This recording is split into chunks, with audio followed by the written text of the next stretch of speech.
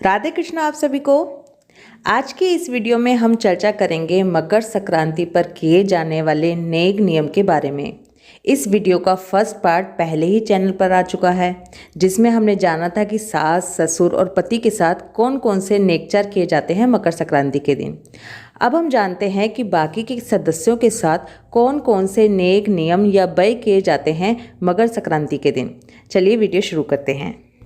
इसमें जो सबसे पहला नेक है वो होता है जेठ और जेठानी दोनों का।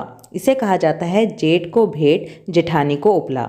इसमें जेठ को एक थाली में मेवा, मिठाई और उसके ऊपर रुपए रखकर जेठ को दिए जाते हैं, और जेठानी को घेवर और उसके ऊपर रुपए रखकर पैर छूकर जेठानी को दिए जाते हैं। इसके बाद जो दूसरा नेक होता है वो देवर के लिए होता है। इसमें एक प्लेट में बादाम भरकर देवर को दिए जाते हैं और उनके ऊपर रुपए भी रखे जाते हैं। कहा जाता है, लीजिए देवर जी बादाम, बनिए हमारे गुलाम। अगर घर में देवरानी आ गई हो तो देवर और देवरानी दोनों का नेक भी किया जाता है, जिसको कहा जाता है देवर को घेवर, दौरानी को चूड़ी। इसमें देवर को घेवर और रुपए रखकर दिए जाते हैं, और जो आपकी दौरानी होती है उसको कांच या सोने की चूड़ियाँ दी जाती हैं और उनके साथ रुपए रखे जाते हैं। अब बारी आती है ननद के नेकों की। वैसे भी ननद और भाभी का रिश्ता तो बहुत ही प्यारा होता है। इसमें अगर ननद ब्याही हुई ना हो, कुंवारी हो, तो उसमें ननद को उसकी पसंद के कपड़े और बताशे एक थाली में रखकर दिए जाते हैं, साथ ही रुपए भी रखे जाते हैं, और ननद से कहा जाता है, लीजिए ननद जी बताशे, दिखाइए अपने तमाशे। अगर ननद बड़ी होती है या फिर ब्याही हुई होती है तो उसके साथ भी एक नेक किया जाता है, जिसको कहा जाता है आवल चावल खूटी चीर। इसमें ननद को घर पर बुलाया जाता है और किचन में आपको चावल से बनी हुई डिशेस बनानी होती हैं, यानी कि चावल की रसोई बनानी होती है। वो ननद को खाना खिलाया जाता है। फिर एक खूटी पर ननद की पसंद के कपड़े टांग दिए जाते हैं। फिर ननद से कहा जाता है, आवल चावल खूटी चीर, दिखाओ बाई जी अपना वीर। वीर यानी कि भाई। ऐसा कहने के बाद ननद अपने भाई का हाथ पकड़कर उसको बाहर ले आती है और भाभी के साथ खड़ा कर देती है और बोलती है, जी में चावल ओढ़ा चीर, लीजिए भाभी मेरा वीर। इसके बाद ननद का जो एक और नेक होता है वो होता है ननद को बिंदी देना। इसमें ननद को पूरे साल भर की बिंदी का स्टॉक दे दिया जाता है, यानी कि रोज़ाना की एक बिंदी के हिसाब से पूरे साल की बिंदी ननद को दी जाती है, और उसके साथ ही एक गोल्ड की या डायमंड की बिंदी भी ननद को दी जाती है, और उस पर रुपये रखे जाते हैं और ननद के पैर छूकर वो ननद को दिए जाते हैं। एक नेक होता है नंदोई के लिए, जिसे कहा जाता है नंदोई का झोला भरना। इसमें नंदोई के घर जाया जाता है। नंदोई के लिए कपड़े ले जाते हैं, उसके साथ मिठाई, मेवा आदि लेके जाते हैं, और वहाँ पर जाकर नंदोई का टीका किया जाता है और उन्हें रुपए दिए जाते हैं। इसके अलावा एक नेक होता है जेबें भरना। इसमें आप कुंवारे नंद या देवर को ले सकते हैं, जिठानी के बच्चों को ले सकते हैं, या फिर ननद के बच्चों को ले सकते हैं। उनको लेकर उनकी जेबों में आप मेवा भरते हैं और उन्हें रुपए देते हैं।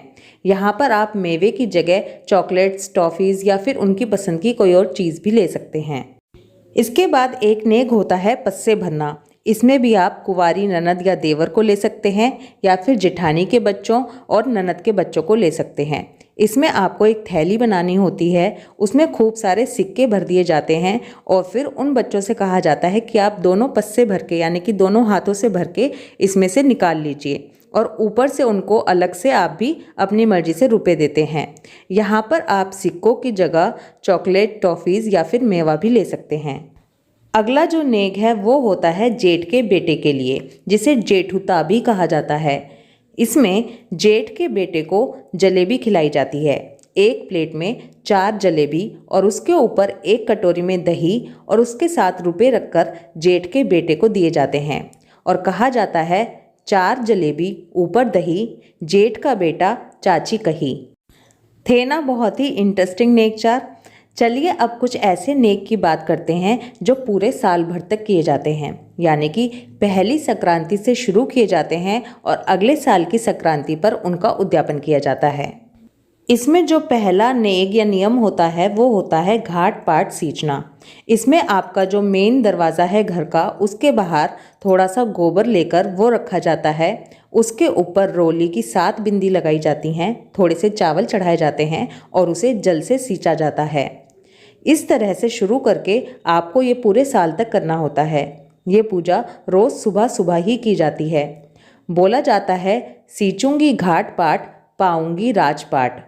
अगर आप रोज़ सुबह ये नियम नहीं कर सकते तो हर महीने में पड़ने वाली संक्रांति को आप ये नियम कीजिए और एक ही बार में 31 या 30 जगह, जितने उस महीने में दिन हैं उतनी जगह ये सींच दीजिए।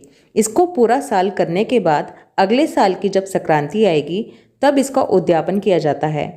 उद्यापन में एक साड़ी, चांदी का लोटा और उसके ऊपर रुपए रखकर उस पर हाथ फेरा जाता है और वो सासू माँ को दिया जाता है। अगला जो नियम है उसका नाम होता है चिड़िया मुट्ठी। इसमें मकर संक्रांति के दिन से आपको शुरू करना है। आपको रोज़ाना 1 मुट्ठी बाजरा चिड़ियों को डालना है और ऐसे ऐसे करके आपको पूरा साल भर रोज़ाना 1 मुट्ठी बाजरा चिड़ियों को डालना है। अगर आप हर रोज़ ये नियम नहीं कर सकते तो वो ही पहले की तरह हर महीने पे आने वाली संक्रांति को इकट्ठा 31 मुट्ठी या फिर 30 मुट्ठी आप चिड़ियों को बाजरा डाल दीजिए। पूरा साल भर करने के बाद अगली बड़ी मकर संक्रांति पर इसका उद्यापन किया जाता है। उद्यापन में चांदी की चिड़िया, 1.25 किलो चावल और उसके ऊपर रुपए रख के आप अपनी सास, जेठानी या फिर ननद को देते हैं और उनके पैर छूते हैं। चिड़िया मुट्ठी की तरह ही एक नियम होता है कोठी मुट्ठी। इसमें आपको रोज़ाना 1 मुट्ठी चावल निकालने होते हैं पूरे साल भर तक। इसकी डिटेल वीडियो ऑलरेडी चैनल पर है। अगर आप इसको डिटेल में समझना चाहते हैं तो आप चैनल पर जाकर वो वीडियो देख सकते हैं। अगला जो नियम है वो होता है पूरे साल भर तक ब्राह्मण ब्राह्मणी को खाना खिलाना। इसमें आपको हर रोज़ ब्राह्मण ब्राह्मणी को एक समय का खाना खिलाना होता है। ये आप घर बुलाकर भी खिला सकते हैं और मंदिर में भिजवा भी सकते हैं। आप इस तरह से भी कर सकते हैं कि हर महीने का एक समय के हिसाब से जितना राशन बैठता है वो आप उनके घर पर भिजवाते जाएं। पूरा साल होने के बाद इसका उद्यापन किया जाता है। उद्यापन में ब्राह्मण और ब्राह्मणी दोनों को घर पर बुलाकर खाना खिलाया जाता है और उनको खाने के बर्तन दिए जाते हैं। खाने के बर्तन जैसे कि प्लेट, कटोरी, गिलास, चम्मच, और उसके साथ आप उनको अपनी इच्छा के अनुसार कपड़े भी दे सकते हैं। साथ में दक्षिणा ज़रूर देनी है। खाना खिलाने की तरह से ही एक नियम होता है जिसमें ब्राह्मण ब्राह्मणी को रोज़ाना चाय पिलाने का नियम लिया जाता है। इसका भी सेम वही प्रोसीजर है जो खाना खिलाने का था। इसके उद्यापन में आपको ब्राह्मण ब्राह्मणी को घर पर बुलाना होता है और उनको चाय नाश्ता करवाना होता है। यहाँ पर आपको चाय बनाने के और चाय पीने के दोनों बर्तन देने होते हैं और उसके साथ रुपए भी रखे जाते हैं। इसी तरह से पूरे साल का एक नियम होता है 100 सेरा, जिसमें 1 सेर यानी कि 1 किलो। आपको 100 सेर यानी कि 100 किलो चीज़ें देनी होती हैं। इसको आप सास, ननद, जिठानी इस तरह से, या फिर अगर आपको कोई भी नहीं मिलता तो ब्राह्मणी के घर भी भिजवा सकते हैं। इसमें आप 1-1 किलो करके जितनी भी चीज़ें होते हैं वो सब दे सकते हैं। खाने की, पीने की, सब्जियां आती हैं ये भी दे सकते हैं, मूंगफली, रेवड़ी, बहुत सारी चीज़ें होती हैं, सब 1-1 किलो के हिसाब से दे सकते हैं। इसमें सोना चांदी भी दिया जाता है, लेकिन सोना चांदी कोई 1-1 किलो तो देगा नहीं।